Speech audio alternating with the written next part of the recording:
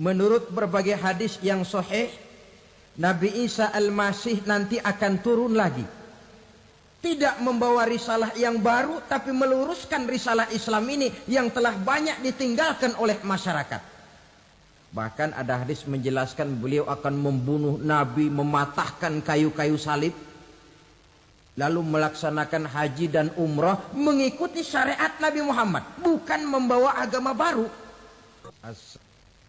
Bapak-bapak, ibu-ibu, saudara-saudara kaum muslimin rahimakumullah. Pada pertemuan yang lalu sudah saya jelaskan bahwa hidup selalu berakhir dengan kematian. Apabila datang kematian menimpa seseorang, datanglah kiamat baginya. Itu yang disebut dengan kiamat kecil. Hakikatnya mati adalah perpindahan dari kehidupan di dunia ini menuju kehidupan di alam barzakh. Menunggu kita di alam barzakh sampai datangnya saat kiamat. Entah 10 tahun, entah 100 tahun, entah 1000 tahun, hanya Allah saja yang maha tahu. Adapun orang-orang beriman yang melakukan amal kebajikan dalam kehidupan di dunia ini, masa penantian yang lama di alam barzakh buat mereka sebentar saja. Tetapi bagi orang-orang kafir yang ingkar, yang tidak beriman kepada Allah, yang hidup di dunia cuma menumpuk-numpuk dosa, tentu penantian di alam barzakh akan merupakan waktu yang sangat lama. Bukankah dalam kehidupan kita waktu itu memang relatif? Contoh misalnya, bagi pemuda-pemudi yang sedang duduk asyik memadu cinta, waktu 4-5 jam saja rasanya cuma 4-5 menit. Tenggelam oleh keasikan. Tapi buat orang yang berbaring di rumah sakit, meratap di balik-balik apa itu tembok derita kata lagu, di balik dinding-dinding penjara, sehari bagai seminggu, seminggu rasa sebulan, sebulan boleh jadi rasa setahun. Penantian yang sangat lama. Kapan kiamat itu akan datang? Ini rahasia Allah. Jangankan kita yang orang awam, baginda Nabi sendiri tidak diberitahu oleh Allah kapan kiamat itu akan terjadi. Tetapi sungguh pun demikian, banyak hadis-hadis yang menjelaskan ciri atau tanda-tanda datangnya kiamat.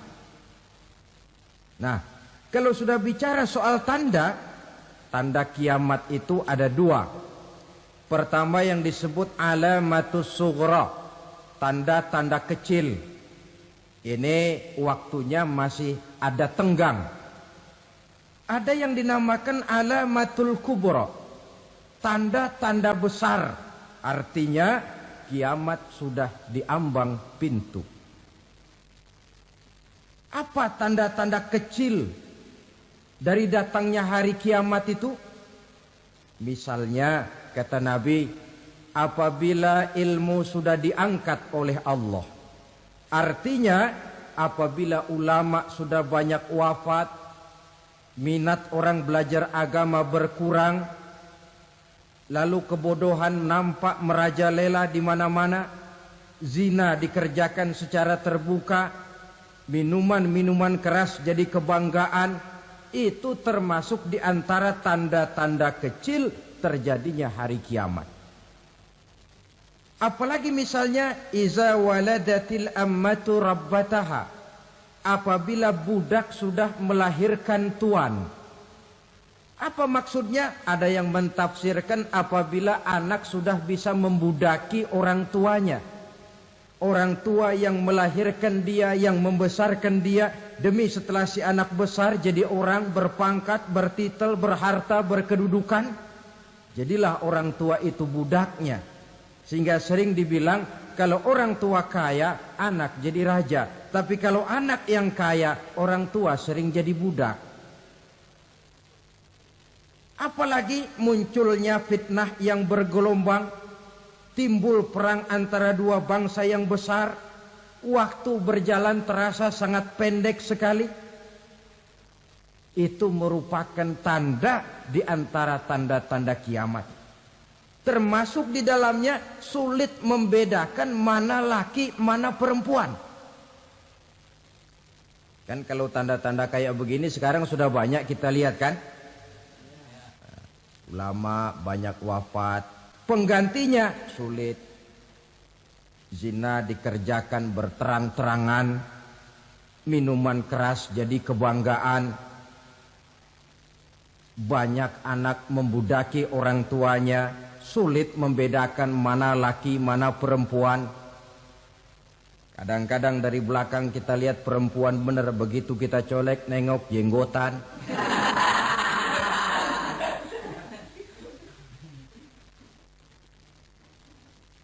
Ini termasuk tanda-tanda kecil.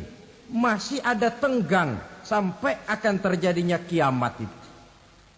Nah, yang dimaksud dengan tanda-tanda besar, ini tanda besar artinya kiamat sudah diambang pintu. Pertama, matahari terbit dari sebelah barat. Apabila matahari sudah terbit dari arah sebelah barat, tertutuplah sudah pintu taubat. Bersabda Nabi kita, la taqumus sa'atu hatta tatlu'a syamsu min maghribiha. Tidak akan datang hari kiamat sampai matahari terbit dari arah sebelah barat. Fa iza tala'at, manakala matahari telah terbit dari arah sebelah barat, wara'ahan nasu, manusia banyak menyaksikan itu, amanu ajma'un, mereka pun lalu beriman. Yang tadinya kafir, yang tadinya ingkar, yang tadinya membangkang, setelah melihat matahari terbit dari sebelah barat, buru-buru beriman, berlomba-lomba mengucap dua kalimat syahadat. Tapi apa yang terjadi? Kata Nabi, wadzalika hina la yanfa'u nafsan imanuha lam takun amanat min qabl. Hari itu adalah hari yang iman sudah tidak berguna lagi bagi seseorang apabila sebelumnya memang dia tidak pernah beriman. Au kasabat fi imaniha khaira, atau beriman tetapi tidak pernah melakukan kebajikan di dalam keimanannya itu. Hari yang sudah kasib, hari yang sudah terlambat, beriman tidak akan ada gunanya lagi. Ini pelajaran buat kita. Sebelum sang surya terbit dari sebelah barat, sebelum nafas sampai di tenggorokan, artinya pintu taubat masih terbuka. Kalau dua hal itu sudah terwujud, nafas sudah sampai di kerongkongan atau matahari sudah terbit dari arah sebelah barat, tertutuplah sudah pintu taubat. Tak ada lagi gunanya pangkat, jabatan, harta, bahkan beriman pun dalam suasana macam itu. Too late, kata orang Kulon. Sudah terlambat. Matahari terbit dari arah sebelah barat. Itu tanda besar, artinya kiamat sudah diambang pintu. Lalu apalagi tanda besar? Munculnya Dajjal. Dajjal artinya pendusta-pendusta yang menyesatkan manusia. Ada dua macam Dajjal, saudara. Ada Dajjal kecil. Ini Dajjal kelas teri. Kalau ini sejak zaman Rasulullah sudah ada itu. Tiap zaman ada. Di zaman Rasulullah misalnya ada yang bernama Aswad al-Unsi dari Yaman. Ada yang namanya Musailamah Al-Kazzab dari Yamamah. Ada yang namanya Ibnu Sayyad dari Madinah. Ini dajjal-dajjal di zaman Rasul. Musailamatul Kazzab memproklamirkan diri jadi nabi dia. Di zaman Rasul masih hidup. Ini dajjal zaman Nabi. Di zaman sahabat muncul dajjal-dajjal. Di zaman kita sekarang ini dajjal-dajjal pun gentayangan. Dajjal-dajjal kelas teri. Kerjanya mendustakan manusia, menyesatkan manusia, memalingkan manusia dari jalan yang benar dan diridhoi oleh Allah Subhanahu wa taala. Adapun yang merupakan tanda besar dari datangnya kiamat, dajjal-dajjal kelas kakap. Pembohong-pembohong besar yang menyesatkan masyarakat manusia berpaling dari jalan Allah mengikuti jalan mereka. Apa sih ciri dajjal itu? Kata Nabi dalam hadis Bukhari Muslim, innad dajjala, sesungguhnya yang namanya dajjal itu yakhruju, satu saat akan muncul mendekati hari kiamat. Wa inna ma'ahu ma'an, si dajjal ini membawa air. Wa naran, dan juga membawa api. Dua simbol. Di tangan yang satu dia bawa air, di tangan yang satu dia bawa api. Wa ammal ladzi yarahu an-nasu ma'an fanarun. Adapun yang orang banyak lihat air, hakikatnya adalah api.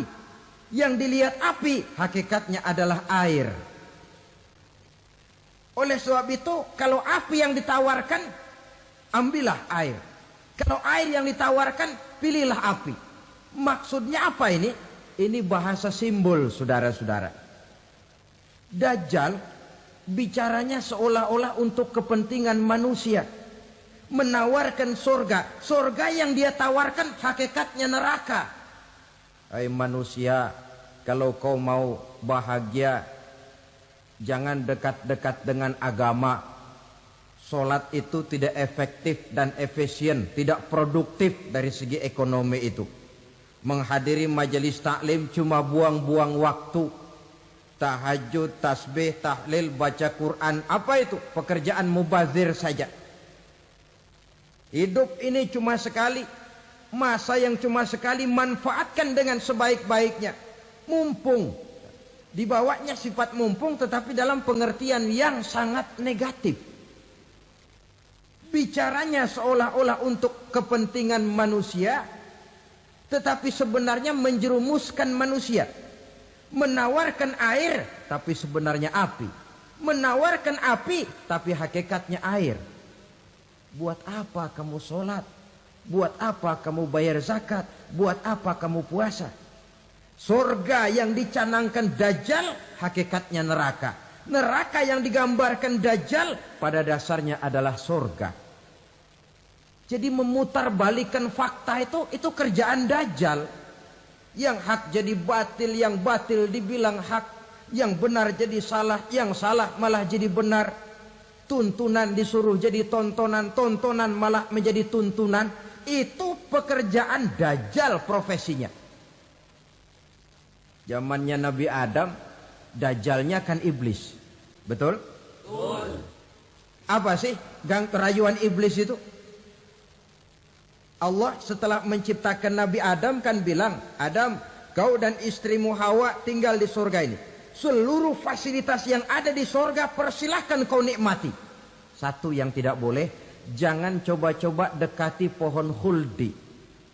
Dekat saja jangan, apalagi sampai memetiknya. Datang dajjal yang namanya iblis ini.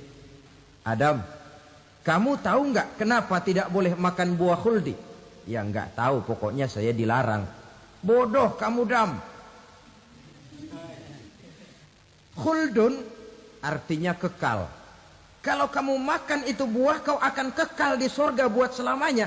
Allah tidak kepengen, maka dilarang kamu makan buah khuldi. Kalau kau ingin kekal di surga Adam, makan saja. Saya bicara begini ini untuk kepentingan kamu Adam. Ini kan ciri-ciri Dajjal. Bicaranya sih seolah-olah untuk kepentingan Nabi Adam. Hakikat sebenarnya menjerumuskan Nabi Adam supaya ingkar dan melanggar larangan dari Allah Subhanahu wa ta'ala. Jadi setelah muncul Dajjal, timbul kekacauan-kekacauan di masyarakat. Banyak yang terpengaruh, terpedaya dan terpesona. Termasuk mereka yang memproklamirkan diri jadi nabi. Mereka yang memproklamirkan diri jadi rasul di zaman sesudah Rasulullah wafat, itu adalah Dajjal-Dajjal.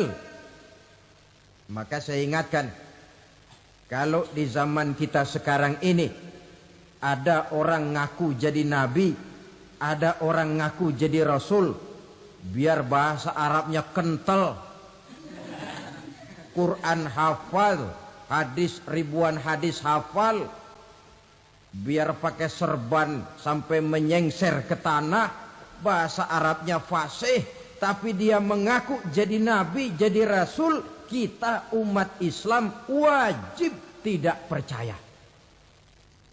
Wajib untuk tidak percaya. Itulah Dajjal-Dajjal zaman kita sekarang ini. Tidak mustahil mereka datang mempengaruhi orang awam supaya berpaling dari Rasulullah, mengikuti mereka. Nah, di akhir zaman nanti mendekati hari kiamat, Dajjal ini muncul. Dajjal kelas kakap, menyesatkan masyarakat manusia untuk berpaling dari Islam, mengikuti seruan mereka. Apalagi di antara datangnya kiamat itu, tanda yang besar itu, turunnya Nabiullah Isa Al-Masih, putra Maryam. Menurut berbagai hadis yang sahih, Nabi Isa Al-Masih nanti akan turun lagi. Tidak membawa risalah yang baru, tapi meluruskan risalah Islam ini yang telah banyak ditinggalkan oleh masyarakat. Bahkan ada hadis menjelaskan beliau akan membunuh Nabi, mematahkan kayu-kayu salib, lalu melaksanakan haji dan umrah mengikuti syariat Nabi Muhammad, bukan membawa agama baru. Menjadi semacam mujaddid, reformer, menyelamatkan manusia dari bisikan Dajjal. Bahkan ada riwayat yang menjelaskan bahwa Nabi Isa berhasil mengalahkan Dajjal, mengembalikan masyarakat manusia kembali kepada ajaran Islam yang datang dari Allah, dibawa oleh Rasulullah Sallallahu Alaihi Wasallam. Dengan kata lain, turunnya Nabi Isa bukan sebagai Nabi dan Rasul baru, tetapi mengikuti syariat Nabi kita Muhammad Sallallahu Alaihi Wasallam. Saudara hadirin, ibu-ibu hadirat yang saya hormati, kemudian apalagi di antara tanda-tanda besar akan datangnya kiamat itu? Keluarnya asap atau awan. Kata Nabi, inna min asratis sa'ah dukhanan yamla'u ma bainal masyriqi wal maghrib. Di antara tanda-tanda kiamat, munculnya awan antara langit dan bumi. Ini pun diperkuat dalam surah Ad-Dukhan ayat 10. Fartaqib yawma ta'tis sama' bidukhanim mubin fayughshan nas hadza azabun alim. Bagi orang-orang yang beriman, mereka biasa-biasa saja. Tapi bagi orang kufur, datangnya asap dan awan ini merupakan azab yang kelewat pedih. Barangkali sedikit mendekati gambaran tentang azab yang pedih ini, saya ingatkan alam pikiran kita kepada peristiwa yang belum lama terjadi. Pernah dengar berita bocornya reaktor nuklir di Chernobyl, Uni Soviet? Pernah dengar? Nah, bocornya reaktor nuklir di Chernobyl yang mengakibatkan ratusan bahkan sangat mungkin ribuan nyawa. Cuma satu reaktor. Bagaimana kalau seluruh cadangan nuklir yang dimiliki oleh para negara adik kuasa ini diledakkan? Bahkan yang konon menurut catatan cadangan nuklir yang dimiliki bersama oleh Amerika dan Rusia sekarang ini sudah sanggup memusnahkan 6 miliar manusia. 1,5 kali lebih banyak dari jumlah manusia yang nongkrong di permukaan bumi ini. Saudara-saudara hadirin yang saya hormati, lalu saat mendekati hari kiamat, apalagi tandanya? Setelah Nabi Isa wafat, pada saat turunnya yang kedua kali, lalu Allah meniupkan angin sejuk. Semua orang-orang beriman, orang-orang baik wafat. Sehingga penghuni bumi ini cuma tinggal lagi terdiri dari orang-orang kafir. Tidak ada lagi di bumi ini yang bisa mengucapkan Allah. Sehingga dalam hadis qudsi itu ada keterangan, Innallaha azza wa jalla yaqulu li Israfil. Allah pernah pesan kepada malaikat Israfil. Kata Allah, Israfil, Iza sami'ta qailan yaqul Allah, Allah, fa akhirin nafah 40 sanatan ikraman liqailiha. Hai Israfil, apabila kau dengar di permukaan bumi masih banyak orang yang mengucapkan Allah, Allah, maka tunda sangkakala kiamat itu 40 tahun. Untuk apa? Ikraman liqailiha, menghormati orang yang mengucapkan Allah, Allah itu. Wah, jadi karena sekarang masih banyak yang mengucapkan Allah, besar hatilah kita, masih jauh kiamat itu. Tapi jangan lupa, kiamat pribadi, kiamat kecil itu yang gak kita sangka-sangka. Ajal datang mencabut nyawa, itu kiamat pribadi. Dan itu yang pasti kita hadapi. Dan itu yang membuat kita tidak boleh bersikap main-main di dalam kehidupan sekarang ini. Saudara hadirin yang saya hormati, tidak ada lagi orang-orang muslim. Seluruh penduduk dunia ini kafir. Lalu terciptalah struktur sosial yang berlandaskan prinsip hidup semau gue. Bakal terjadilah prinsip di mana yang kaya menyantap yang miskin, yang kuat menindas yang lemah. Hidup sudah bagaikan di rimba belantara. Berlaku hukum rimba. Siapa yang kuat dia yang menang. Siapa yang lemah menjadi mangsa. Timbul kekacauan. Maksiat merajalela. Munkarat menjadi-jadi. Sehingga isi bumi ini penuh dengan segala macam perbuatan dosa. Tidak ada perlunya lagi alam diperpanjang temponya. Datang saat yang sudah dijanjikan oleh Allah Azza wa Jalla, maka terjadilah yang disebut kiamat kubra, kiamat besar, kiamat hancur-hancuran. Bagaimana kejadian ini dimulai? Dalam surah Az-Zumar ayat 68, Allah Subhanahu wa taala berfirman, "Wa nufikha fis-suri fasa'iqa man fis samawati wa man fil ardi illa man sya'allahu." Maka manakala ditiuplah sangkakala, terkejutlah seluruh yang ada di langit dan seluruh yang ada di bumi. Bila saat kiamat datang, Allah perintah malaikat Israfil, Israfil, tiup sangkakalamu. Ditiuplah sangkakala oleh malaikat Israfil. Yang akibat daripada tiupan itu, seluruh yang ada di langit, seluruh yang ada di permukaan bumi terkejut. Yang ada di langit siapa? Malaikat kan. Bayangin aja kalau malaikat kaget, apalagi kita. Terkejut seluruh makhluk yang ada di bumi, yang ada di langit mendengar suara sangkakala itu. Bunyinya tidak sanggup kita bayangkan dahsyatnya. Ledakan nuklir, ledakan neutron, belum apa-apa ketimbang bunyi sangkakala malaikat Israfil ini. Nah, lalu mendengar bunyi sangkakala ini, Gemparlah makhluk, kacaulah alam. Bumi gempa, planet-planet bertabrakan, gunung meletus, air laut tumpah ke darat, angin topan bertiup, halilintar menyambar. Lalu semua yang bernama hidup mati total. Mati bareng tanpa persiapan. La haula wala quwata illa billah. Saya kadang-kadang dalam tafakur bermohon, ya Allah, mudah-mudahan saya enggak nemuin kiamat beneran.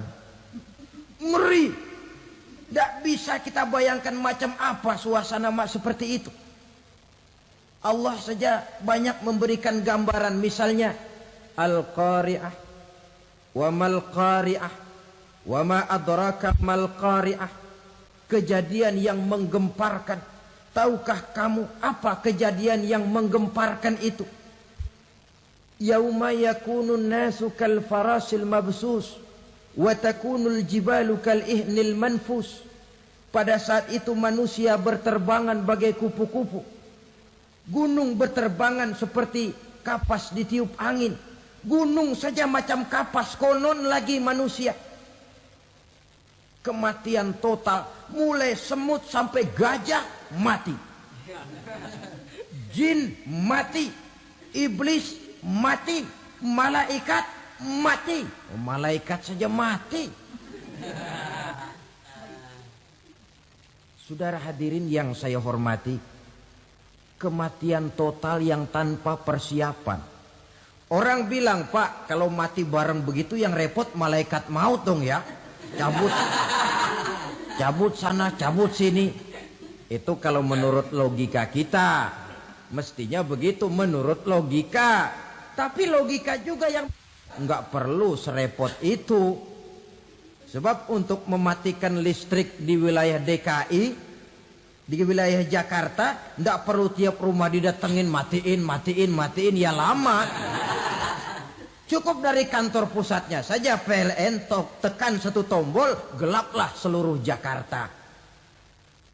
Saudara hadirin yang saya hormati, kematian total.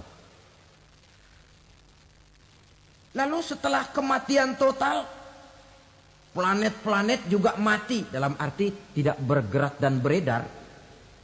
Angin mati, dalam arti tidak bertiup. Air mati, dalam arti tidak ada riak gelombang. Pokoknya semua mati. Kullu nafsin za'iqatul maut. Semua yang bernafas mati. Dalam ayat lain, kullu man 'alaiha fan. Semua yang ada di permukaan bumi fana. Yang kekal cuma Allah Subhanahu wa ta'ala. Yang paling belakang mati, malaikat maut dan malaikat Israfil. Tapi mati juga sesuai dengan janji Allah. 40 lamanya. Tidak dijelaskan oleh Abi Hurairah 40 jam, apa 40 hari, apa 40 tahun. Hadis-hadis cuma menyebutkan 40 saja. Sunyi alam. Yang tinggal cuma Allah saja lagi. Ketika itu Allah berseru-seru, katanya, limanil mulkul yauma. Siapa para penguasa hari ini? Mana itu raja-raja dan penguasa yang dulu mengaku jadi Tuhan? Fir'aun. Mana Fir'aun sekarang? Yang dulu jadi raja, merasa berhasil, sombong, lalu tidak mau turun-turun dari kekuasaannya, sampai kepada puncak kekurang ajarannya mengangkat diri jadi Tuhan. Mana itu Fir'aun? Namrus. Mana sekarang Namrus? La ilaha illa ana. Ternyata tidak ada Tuhan lain selain daripada aku, kata Allah. Proses kemudian, saudara-saudara, turunlah hujan dari langit. 40 lamanya hujan itu. Tidak jelas juga 40 jam apa 40 hari. Setelah air turun membasahi, datanglah tiupan sangkakala yang kedua. Semua yang bernama mati bangkit dari kuburnya masing-masing. Ini yang disebut Yaumul Ba'thi, hari kebangkitan. Allahu Akbar. Pada saat kita bangkit dari kubur kita masing-masing, kumpul di padang mahsyar namanya. Bayangin aja, saya sendiri nggak sanggup bayangin. Manusia sejak zaman Adam sampai zaman kiamat kumpul bareng di tempat sama. Berapa banyaknya itu?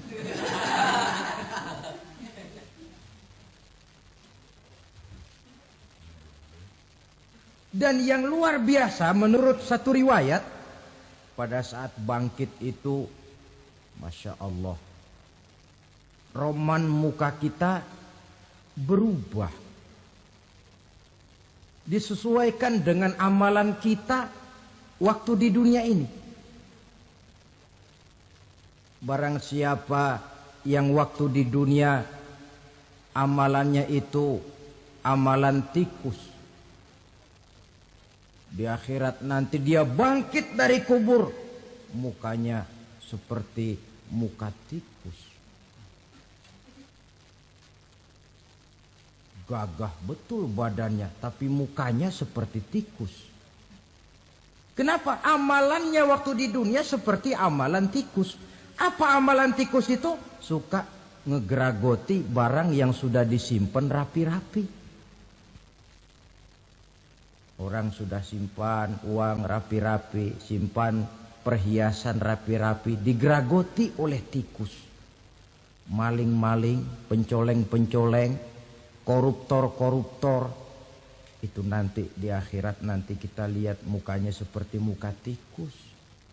Oh ini waktu di dunia suka nyolong, hanya seperti muka tikus.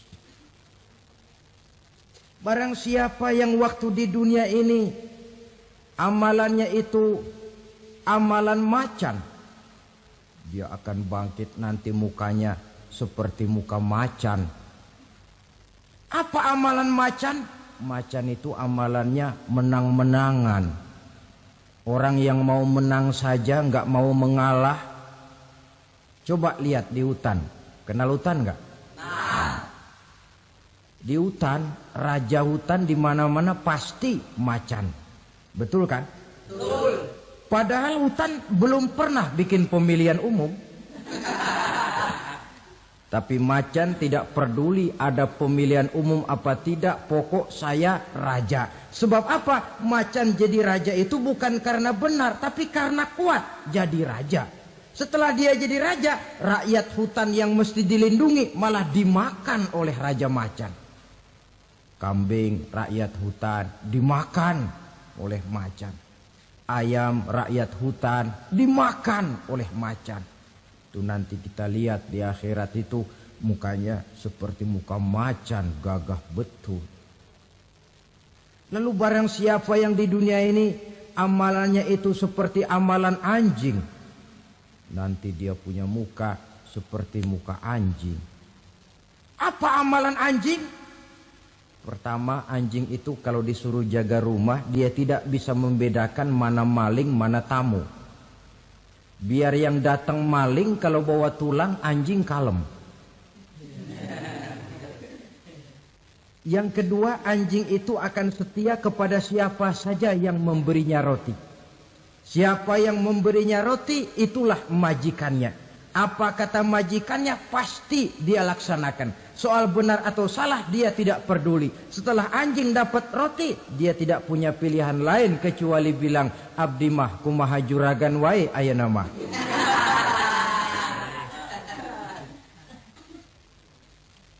Saudara hadirin yang saya hormati, berkumpul di padang mahsyar, tiap orang sibuk dengan persoalannya masing-masing. Matahari waktu itu didekatkan oleh Allah. Panas luar biasa. Ada yang saking panasnya itu mencucurkan peluh keringat sampai sebatas mata kakinya. Ada yang keringatnya sampai sedengkulnya. Ada yang keringatnya sampai sepusatnya. Ada yang keringatnya mengalir sampai sebahunya. Ada yang kelelap oleh keringatnya sendiri. Sementara orang di sampingnya enggak apa-apa.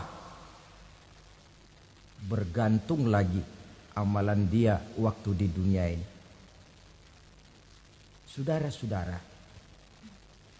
sebagian orang dalam kepanikan padang mahsyar berombong-rombong datang mereka menghadap Nabi Adam. Ya Adam, anta abal bashar. Hai Adam, Tuhan adalah bapak moyang manusia. Kami sebentar lagi akan disidang, dimintakan pertanggungan jawab. Tolonglah kami, hai Adam. Kata Nabi Adam, jangankan nolongin sampean, saya sendiri tanggung jawab di hadapan Allah ketika dulu tidak boleh makan khuldi, saya serobot.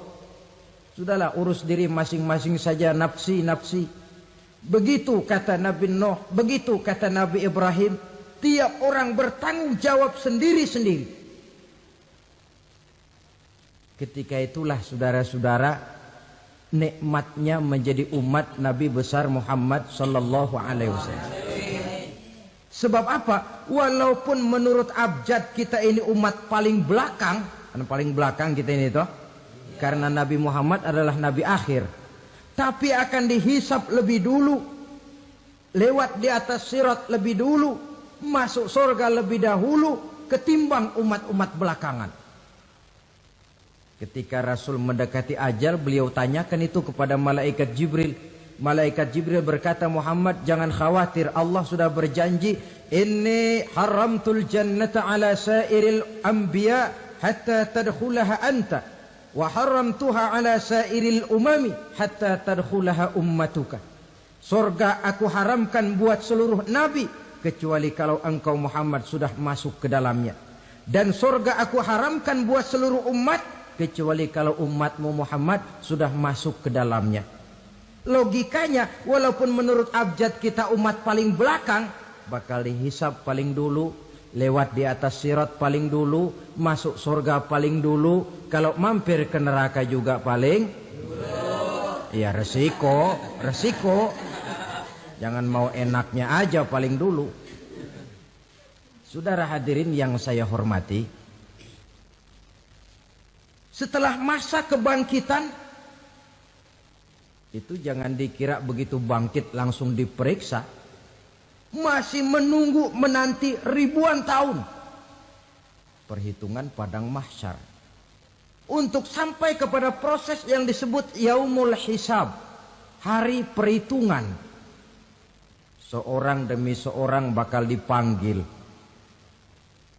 Bayangkan saja, kita se-RT saja di absen, kadang-kadang perlu waktu lama.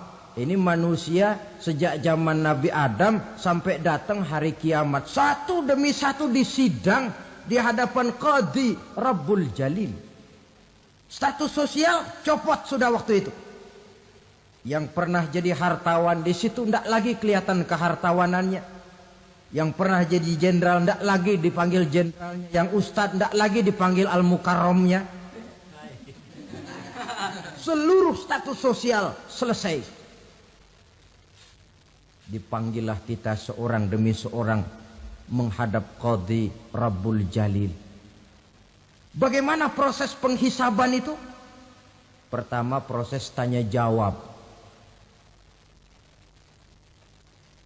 Di antaranya ada hadis menyatakan, lan tazula qadama 'abdin yaumal qiyamah hatta yus'ala an arba'i khisalin. Besok di hari kiamat tidak akan bergeser telapak kaki seorang hamba sampai dia ditanya lebih dulu tentang 4 persoalan. Tentang ilmunya. Kemana ilmu itu diamalkan? Tentang umurnya. Di mana umur itu dihabiskan? Tentang masa mudanya. Kemana masa muda itu dipakai? tentang hartanya, dari mana harta itu didapat dan kemana harta itu dibelanjakan. Ini termasuk proses tanya jawab. Jadi kalau istilah pengadilan dunia, nama Fulan bin Fulan. Kamu waktu di dunia diberikan umur panjang untuk apa? Pernah mengalami masa muda, kemana kau habiskan masa remajamu? Kau diamanahkan ilmu, dengan apa ilmumu kau amalkan? Kau diberikan harta, dari mana harta kau dapat, kemana kau belanjakan? Tak seorang pun yang bisa mungkir. Sebab apa? Dikala itu yang menjadi saksi bukan orang. Yang menjadi saksi adalah seluruh anggota badan kita.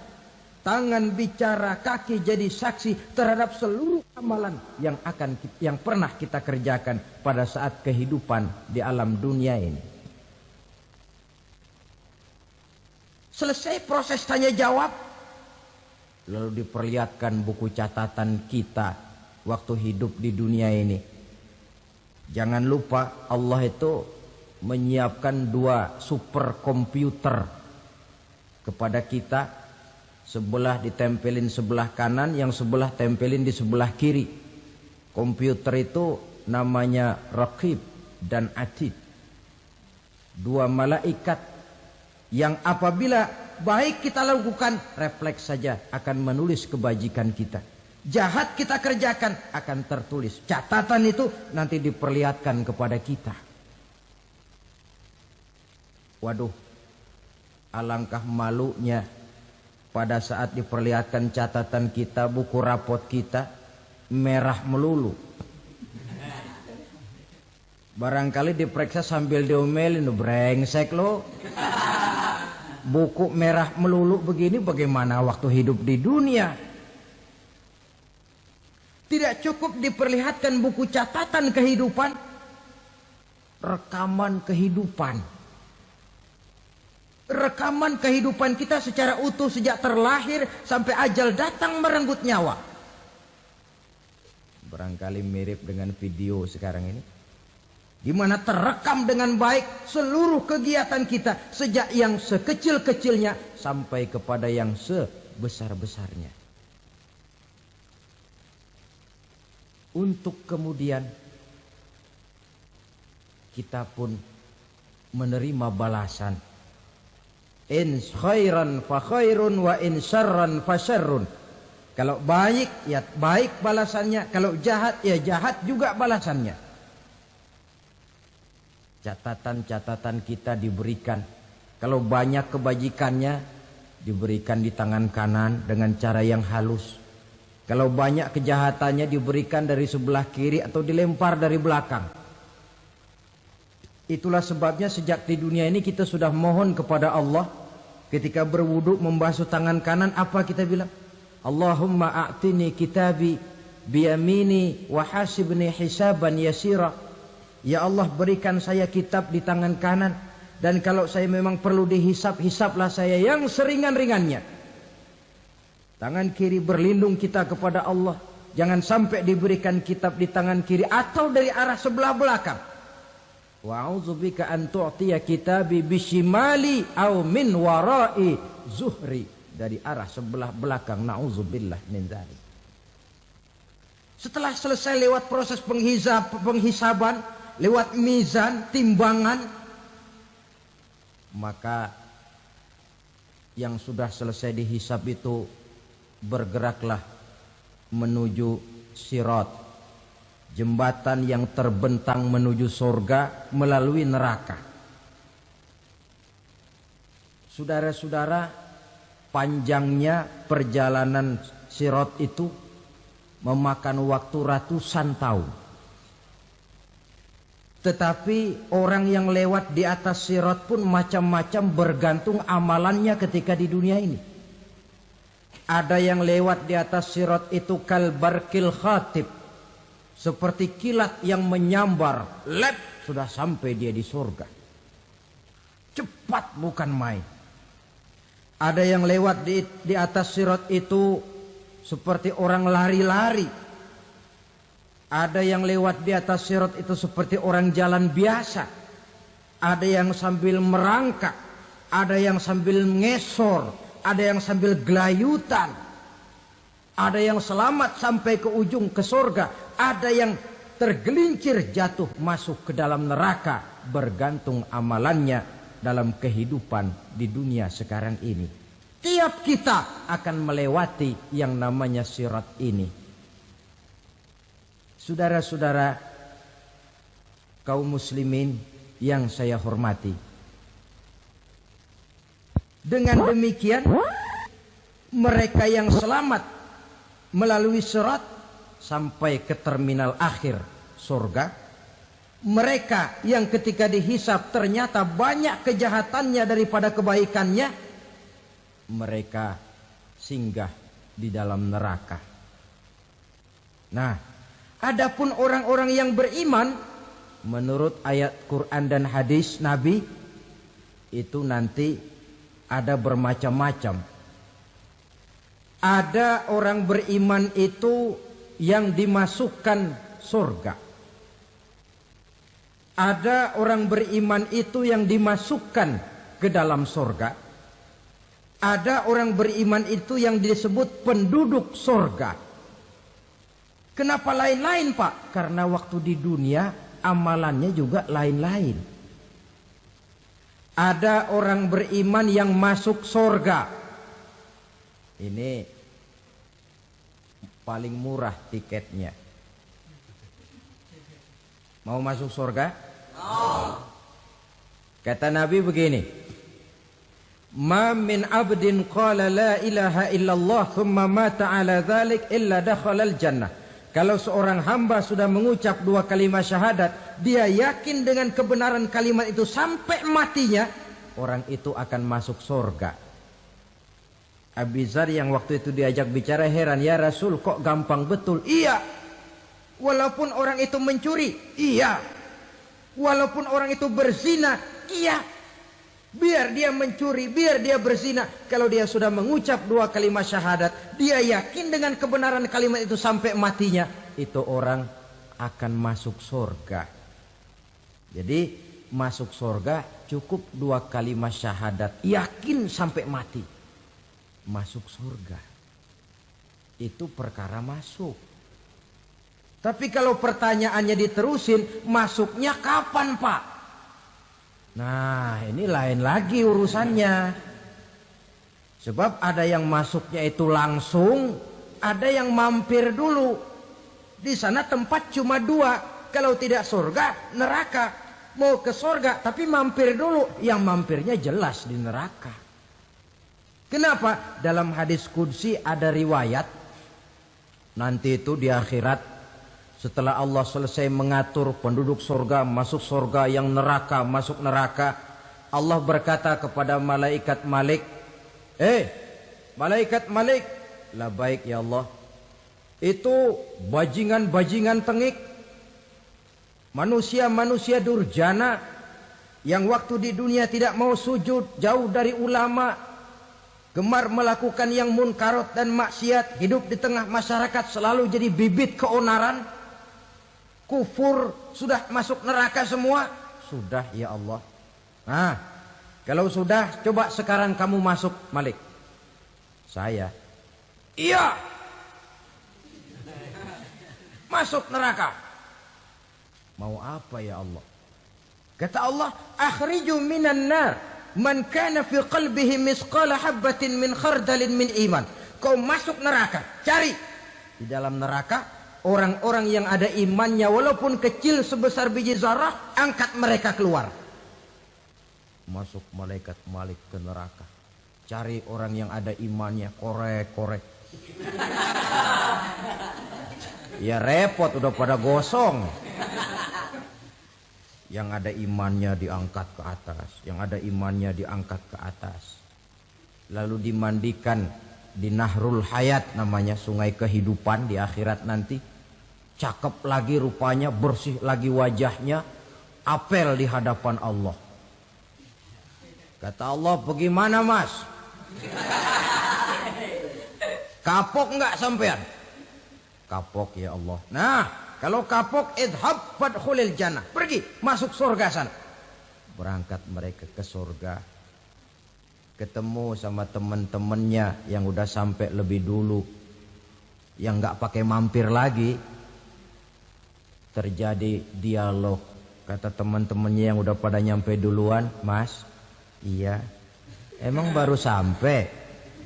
"Oh, saya baru sampai." "Memang mampir di mana dulu, Mas? Kita sudah lama sampai di surga." Saudara buka surah Al-Muddatsir ayat 34-35. "Ma salakakum fis saqar?" Kenapa kamu mampir di neraka Saqar? Qalu lam naku minal musallin. Mereka menjawab, kami mampir di neraka Saqar, Mas, gara-gara dulunya kami waktu di dunia ndak pernah sholat. Ndak pernah sholat? Ndak pernah. Kan rumahnya dekat masjid. Cuma dekat doang, Mas. Sholat mah enggak saya. Enggak pernah ngasih makan fakir miskin, enggak pernah hadir di majelis taklim, pendeknya enggak pernah melakukan kebajikan, maka saya pun mampir di neraka Saqar. Untung betul saya punya iman, Mas, sedikit. Waktu hidup di dunia dulu saya pernah mengucap 2 kalimat syahadat, sekali-kalinya waktu mau kawin. Masya Allah. Untung saja kawin, kalau nggak kawin polos.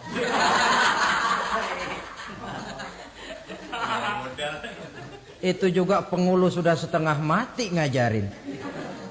Asyhadu alla, asyaduaan, asyaduaan.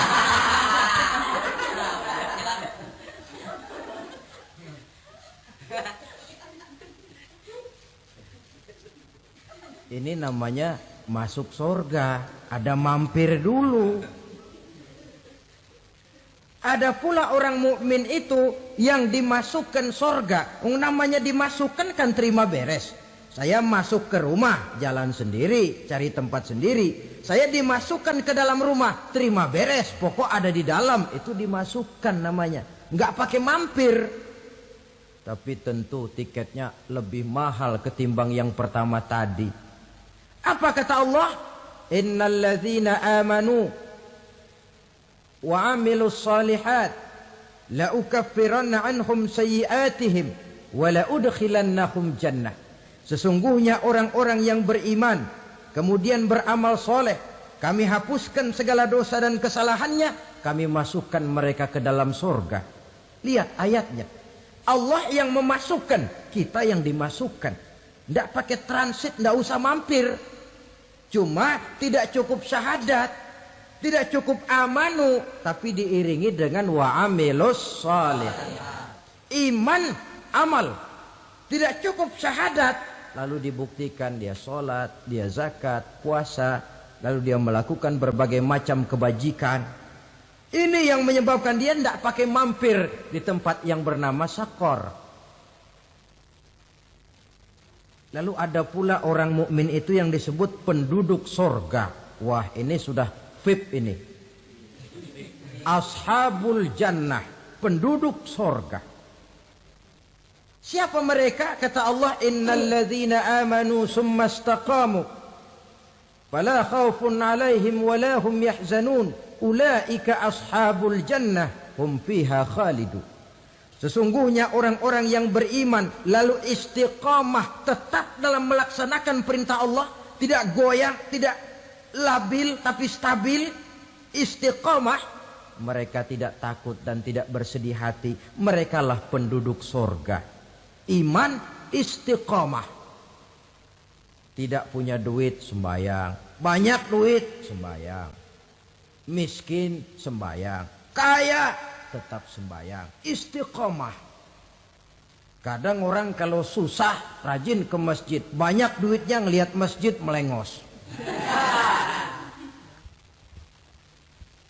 Waktu miskin hamba Allah, setelah kaya jadi hamba harta.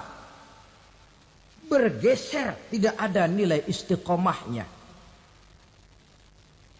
Saudara-saudara, dengan begitu penduduk neraka itu dua. Ada penduduk permanen, ada penduduk yang semi permanen.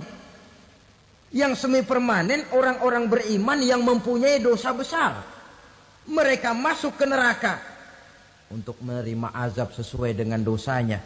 Bila selesai masa azab itu, mereka akan diangkat untuk ditempatkan kembali ke dalam surganya Allah Subhanahu wa ta'ala. Nah, dikala itulah saudara-saudara, ada yang disebut syafaat dari Rasulullah Sallallahu Alaihi Wasallam. Tapi tentu jangan lupa, syafaat ini ibarat kain menambal dia. Kita punya kain bolong-bolong sedikit, syafaat yang menambal. Solat kita ada kurang dikit, sedekah kita ada campur riak dikit, amalan kita ada tidak karena Allah dikit, kita berharap syafaat. Jadi biarlah kain masih bolong-bolong, yang penting punya kain. Tapi kalau kainnya tidak ada, yang ditambal apanya? Solat tidak, puasa tidak, zakat tidak, berharap syafaat saja. Ya, terlalu berlebihan itu. Saudara hadirin yang saya hormati, apabila selesai proses penghisaban, proses penghitungan, maka dikala itulah manusia terbagi dalam dua kelompok besar. Fariqun fil jannah wa fariqun fis sa'ir. Sekelompok orang-orang beruntung yang masuk ke dalam surga, dan sekelompok lagi masuk ke dalam neraka. Akan memakan waktu untuk menceritakan sifat surga dan neraka, tapi insya Allah pada kesempatan pertemuan lain saya sampaikan. Namun sebagai gambaran umum cukuplah saya sampaikan sebuah hadis qudsi. Allah jelaskan, a'dadtu li'ibadiyas salihin ma la aynun ra'at wa la uzunun sami'at wa la khatara fi qalbil bashar. Aku sediakan buat hamba-hambaku yang soleh, yang tidak pernah terlihat oleh mata, tidak pernah terdengar oleh telinga, dan belum pernah terdetik dalam hati manusia.